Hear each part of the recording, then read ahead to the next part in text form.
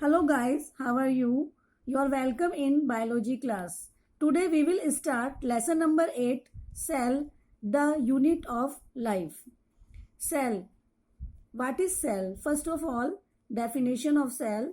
Cell is the structural and functional unit of the living organism. Cell को हम structural और functional unit कहते हैं लिविंग ऑर्गेनिज्म की. स्ट्रक्चरल यूनिट इसलिए कहते हैं क्योंकि सभी लिविंग ऑर्गेनिज्म, चाहे प्लांट्स हो, चाहे माइक्रो ऑर्गेनिज्म हो, चाहे एनिमल्स हो, सभी लिविंग ऑर्गेनिज्म का जो फॉर्मेशन है, बॉडी का फॉर्मेशन है, वो सेल से ही हुआ है. स्ट्रक्चरल यूनिट के साथ साथ हम इसे functional unit of the living organism कहते हैं. फंक्शनल यूनिट इसलिए कहते हैं क्योंकि सभी जितनी भी बायोलॉजिकल प्रोसेस होते हैं, बायोटिक प्रोसेस होती हैं, वो सभी सेल्स में ही कंप्लीट होते हैं. जैसे रेस्पिरेशन, डाइजेशन, इस तरह के सभी प्रोसेस सेल में कंप्लीट होते हैं. इसलिए हम इसे functional unit of the living organism भी कहते हैं. इसलिए हम सेल को कहते हैं cell is the structural and functional unit of the living organism. First, discovery. सबसे पहले सेल को, डेड सेल को देखा गया था रॉबर्ट हुक के थ्रू. रॉबर्ट हुक ने 1665 में डेड सेल, जो प्लांट की कॉर्क होती है, वो डेड सेल्स होती हैं, उसको सबसे पहले इन्होंने देखा था. और इन्होंने जब इसको माइक्रोस्कोप के नीचे देखा था तो कुछ चैम्बर्स उन्हें दिखाई दिए थे और इन चैम्बर्स को इन्होंने सेल्यूला नाम दिया था, जिन्हें बाद में कहा गया सेल. इसके बाद लिविंग ऑर्गेनिज्म की डिस्कवरी की, लिविंग सेल्स को देखा गया था. ये साइंटिस्ट थे एंटोनी वॉन लीवनहॉक. एंटोनी वॉन लीवनहॉक ने लिविंग सेल को सबसे पहले डिस्कवरी की थी और ये living cells bacteria, protozoa, human sperms, इन सब की सेल्स को इन्होंने सबसे पहले देखा था. सबसे पहले जो सेल का स्ट्रक्चर देखा गया था वो नॉर्मल जो सिंपल माइक्रोस्कोप होता है उसके थ्रू देखा गया था और उसमें केवल सेल में केवल बीच में न्यूक्लियस दिखाई दिया था और बाहर प्लाज्मा मेम्ब्रेन दिखाई दी थी और साथ में बीच में थोड़ा सा फ्लूइडी सब्सटेंस दिखाई दिया था. ये नॉर्मल जो माइक्रोस्कोप था उसके थ्रू दिखाई दिया था. इसके बाद और डिस्कवरी हुई एडवांस माइक्रोस्कोप, जिसे इलेक्ट्रॉन माइक्रोस्कोप कहते हैं, जो कि किसी भी सब्सटेंस को कई हजार गुना बड़ा करके दिखाती है, उसे इलेक्ट्रॉन माइक्रोस्कोप कहते हैं. तो इलेक्ट्रॉन माइक्रोस्कोप के थ्रू सबसे पहले इलेक्ट्रॉन माइक्रोस्कोप के थ्रू इसका स्ट्रक्चर देखा गया था और इलेक्ट्रॉन माइक्रोस्कोप की डिस्कवरी की थी. दो साइंटिस्ट थे, नॉल एंड रस्का. इन दो साइंटिस्ट ने इलेक्ट्रॉन माइक्रोस्कोप की डिस्कवरी की थी और इलेक्ट्रॉन माइक्रोस्कोप के थ्रू जो सेल का स्ट्रक्चर इस तरह से पूरा सेल के अंदर जो सेल ऑर्गेनेल्स होते हैं वो भी दिखाई दिए थे, उनका भी स्टडी क्लियर की गई थी. अब आता है सेल थ्योरी. सेल थ्योरी, दो साइंटिस्ट थे. एक थे श्लाइडन, जर्मन साइंटिस्ट थे श्लाइडन, और एक और साइंटिस्ट थे श्वान, थियोडोर श्वान, जर्मन साइंटिस्ट थे ये दोनों, और इन्होंने सबसे पहले सेल थ्योरी दी थी. और सेल थ्योरी के कुछ पॉइंट्स हैं कि सेल थ्योरी में सबसे पहले इन्होंने क्या कहा था. इन्होंने बताया था कि सभी लिविंग ऑर्गेनिज्म सेल या सेल प्रोडक्ट से बने हैं. दूसरी बात इन्होंने बताई थी कि जो प्री एग्जिस्टिंग सेल्स है, प्री एग्जिस्टिंग सेल यानी कि पुरानी सेल के डिवीजन से ही नई सेल का फॉर्मेशन होता है. ये बात बताई थी रुडोल्फ वर्चो ने. इन्होंने कहा था ओमनी सेल्यूला ए सेल्यूला, इसका मतलब होता है कि पुरानी सेल से नई सेल का फॉर्मेशन होता है. ये बताया था रुडोल्फ वर्चो ने. इसके साथ ही जो सेल थ्योरी थी, इसका नेक्स्ट पॉइंट है कि सेल लिविंग ऑर्गेनिज्म की, लिविंग बॉडी की स्ट्रक्चरल और फंक्शनल यूनिट है.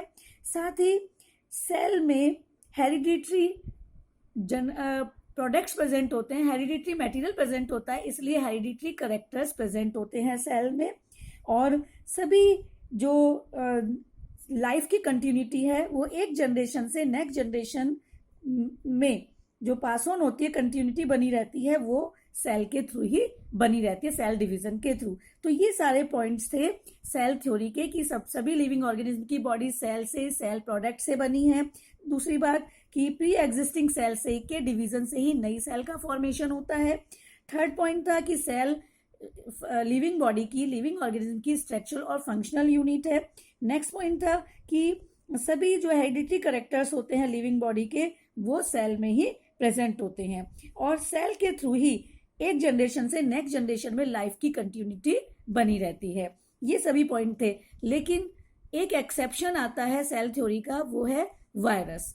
वायरस ये एक्सेप्शन है क्योंकि वायरस में इंडिपेंडेंट डिवीजन करने की कैपेबिलिटी नहीं होती है, जबकि कहा गया है कि सभी लिविंग ऑर्गेनिज्म में की सेल्स में डिवीजन करने की कैपेबिलिटी होती है, लेकिन वायरस में अपने आप में इंडिपेंडेंट डिवीजन करने की कैपेबिलिटी नहीं होती है।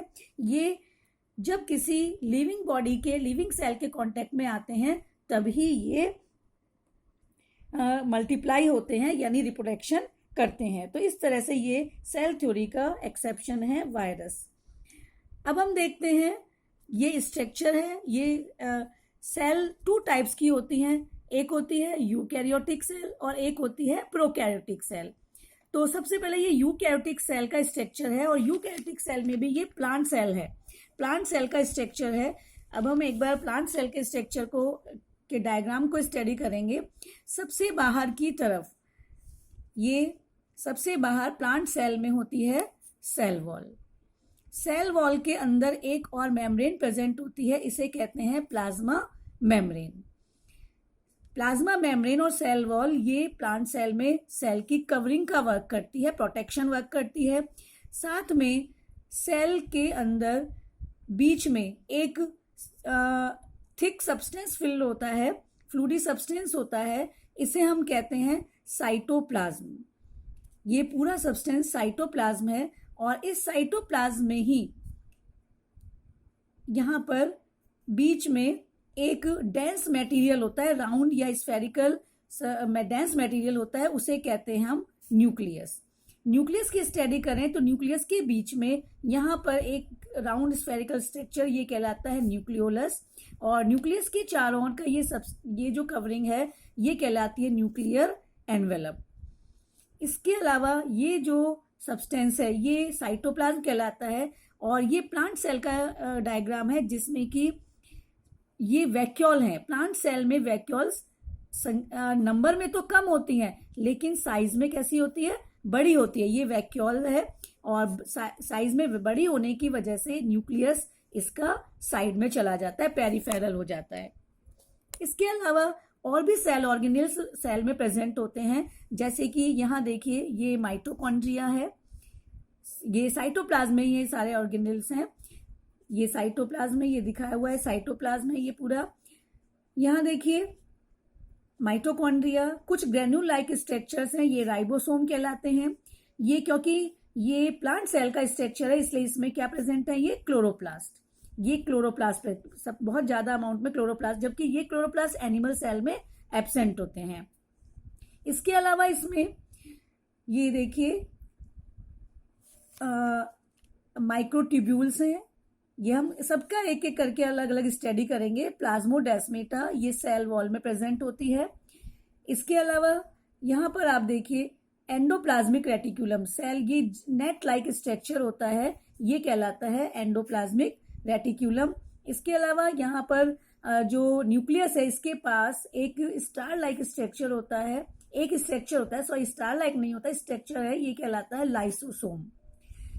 इसी के अलावा यहाँ पर ये गोल्जाई एपरेटस ये दिखाया हुआ है, ये गोल्जाई एपरेटस। तो ये मेनली सभी सेल्स एनिमल सेल्स और प्लांट सेल में प्रेजेंट होते हैं। तो ये प्लांट सेल का स्ट्रक्चर है।